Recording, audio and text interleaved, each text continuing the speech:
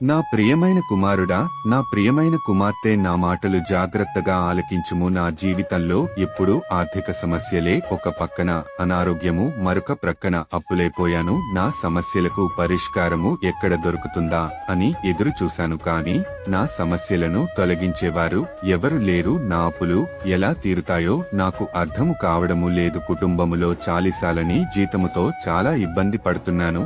ఆర్థికముగా ఏది కొనుక్కోలేని పరిస్థితి. కుటుంబము గురించి ప్రతిరోజు ఆలోచిస్తూ నా శరీరం క్షీణించిపోతుంది అని బాధపడుతున్నావా? ఏడుస్తున్నావా? రోదిస్తున్నావా? కన్నీరు కారుస్తున్నావా? నీ కష్టము వెనుక సంతోషము ఉందని, నీ బాధ వెనుక ఆనందము ఉందని, ఆర్థిక సమస్య వెనుక సంబరముందని, రోగాలు వెనుక గొప్ప ఆశీర్వాదము ఉందని ఎందుకు నీవు గ్రహించడము లేదు? ఇన్ని సమస్యలు నాకే వస్తున్నాయని బాధపడుతున్నావు. కాని ఈ సమస్యల వెనుక, బాధలు వెనుక ఎవరో ఒకరు ఉన్నారని, ఆయనే నా సృష్టికర్త అయిన దేవుడు, నన్ను పోషించే దేవుడు, నన్ను ఆదరించే దేవుడు యేసయ్య ఉన్నాడని ఏనాడైనా నీవు అనుకున్నావా? ఇప్పటికైనా పర్వాలేదు, నేనుండగా నీకు ఏ హాని కలగదు, ఏ అపాయము రాదు, ఎందుకంటే నేనున్నానని ఇప్పటికైనా గుర్తించుము.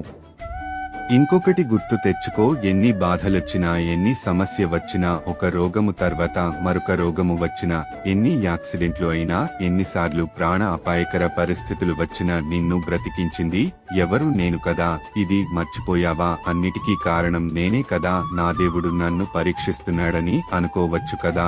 ఎందుకు జరుగుతున్నాయో అని అనుకుంటున్నావు. కాని దీని వెనుక ఎవరున్నారు తెలుసా? నేనే కదా. ఎందుకు బాధపడుతున్నావు? ఎందుకు దుఃఖపడుతున్నావు? ఎందుకు రోధిస్తున్నావు? ఎందుకు ఏడుస్తున్నావు? ఎందుకు కన్నీరు కారుస్తున్నావు? నీ ఆర్థిక సమస్యలను తొలగిస్తాను, నీ ప్రతి రోగమును స్వస్థపరుస్తాను, నీ దుఃఖాన్ని తొలగిస్తాను, నీ బాధలను తొలగిస్తాను, నీ కన్నీరుని ఆనంద భాష్పాలుగా మారుస్తాను. నీకంటే గొప్పవాడు ఎవడు ఉండడు. బైబిల్ వాక్యము చదువు. ద్వితీయోపదేశకాండము 32వ అధ్యాయము 39వ వచనము. ఇదిగో నేనే దేవుడను, నేను తప్ప వేరొక దేవుడు లేడు. మూతి నొందించువాడును, బ్రతికించువాడను నేనే, గాయపరుచువాడను, స్వస్థపరుచువాడును నేనే. నా చేతిలో నుండి విడిపించువాడెవడును లేడు. ఇక నుండి నిన్ను పైవానిగా ఉంచుతాను గాని క్రింది వానిగా ఉంచను, తలగా ఉంచుతాను గాని తోకగా ఉంచను. నేను నీ ప్రభువుడను, నీ దేవుడైన యేసయ్యను నీకు మాట ఇస్తున్నాను. ఆమెన్.